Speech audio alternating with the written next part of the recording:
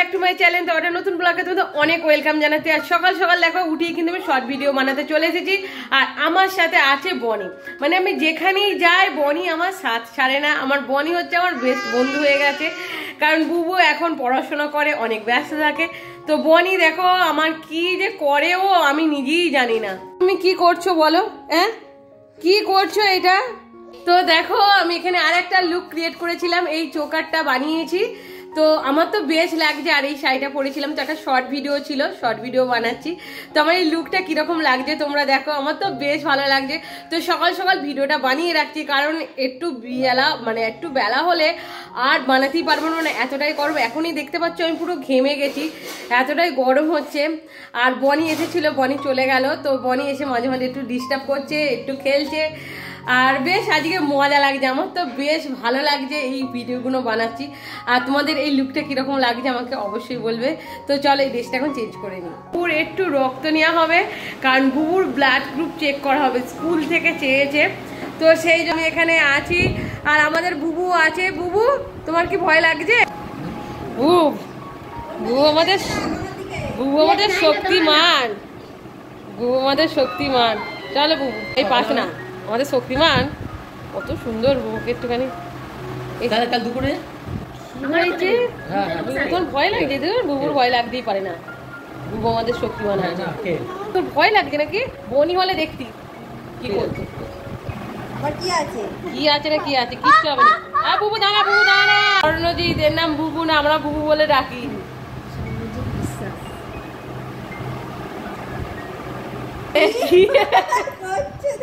এখন তো বুবুর রক্তটা নেওয়া হয়ে গেছে, এই যে বুবুর ব্লাড নেওয়া হয়ে গেছে এখানে দেখতে পাচ্ছ। তোকে দেখ কত সুন্দর, নে স্ট্রং, কিচ্ছু হয়নি। এবার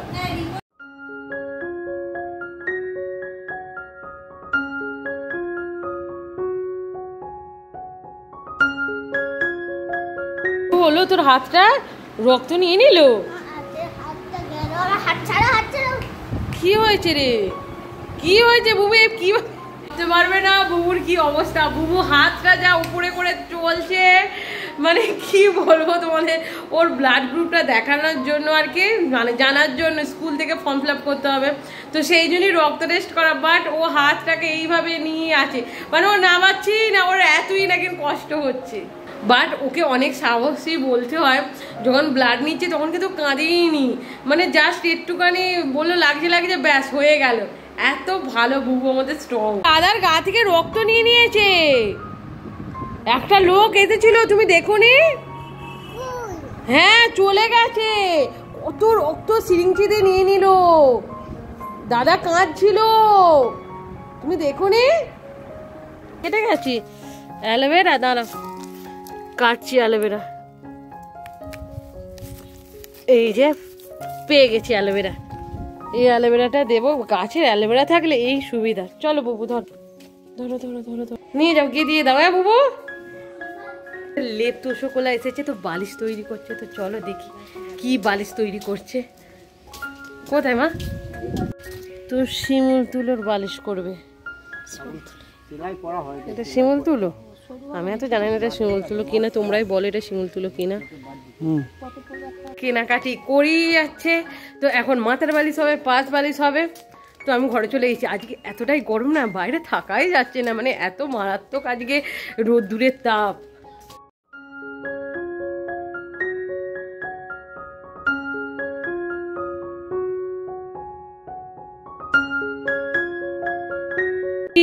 দেখো কি হয়েছে, জল কিছুতেই পাস হচ্ছে না।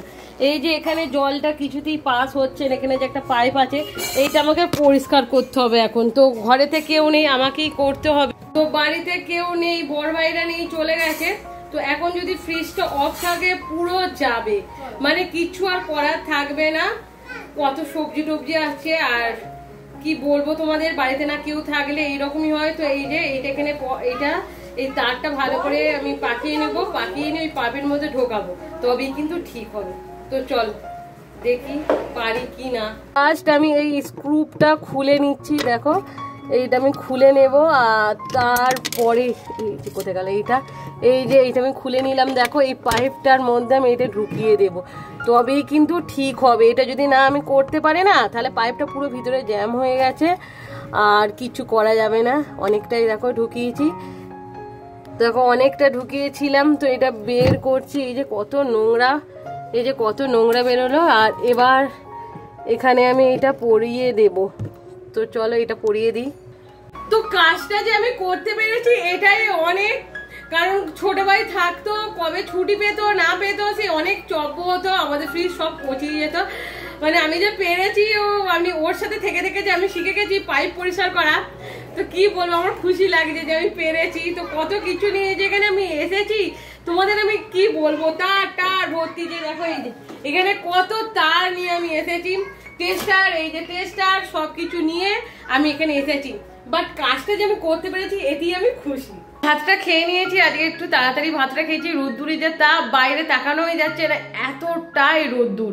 আর ভাত রাত খাওয়ার পর আমি যেরকম রোজ খাই, এই যে বিটরুটের জুস, তো এটা সকালে খেলে বেশি উপকার। বা সকালে না টাইম হয় না, তাড়াতাড়ি করে ঘুম থেকে উঠে আবার এইরকম জুস বানানো, মানে কি বলবো, ইচ্ছা করে না। তো এটা সেই জন্য দুপুরেই খাই। তো এটা বিট আছে, একটা মৌসম্বি আছে, একটা আমলকি, আর অল্প একটু আদা। তো এইটাই পেস্ট বানিয়ে আর জুসটা বানিয়ে নিয়েছি আর কি।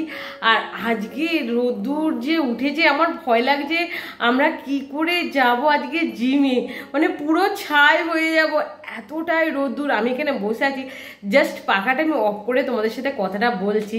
মানে কি বলবো, আমি পুরো ঘেমে যাচ্ছি, মানে থাকতেই পারছি না এদিকে, এতটাই রোদ্দুরে। তাও আমি এখানে বসতেই পারছি না। যারা রাস্তাঘাটে কাজ করছে তাদের যে কি অবস্থা, মানে ভগবান করুক আজকে বৃষ্টি হোক, তবেই কিন্তু ঠান্ডা হবে, নাহলে এতটা রোদ্দুরে না থাকতে পারা যাচ্ছে না। আর জানি না বাইরে আজকে যাব যে আমরা জিমেতে গিয়ে কি অবস্থা হবে, মানে রোদ্দুরের দিকে তাকাতেই পাচ্ছি না, সেখানে রোদ্দুরে আমাকে যেতে হবে। তো চল এখন এটা খেয়ে নিই, আর বেশি কথা বলবো না।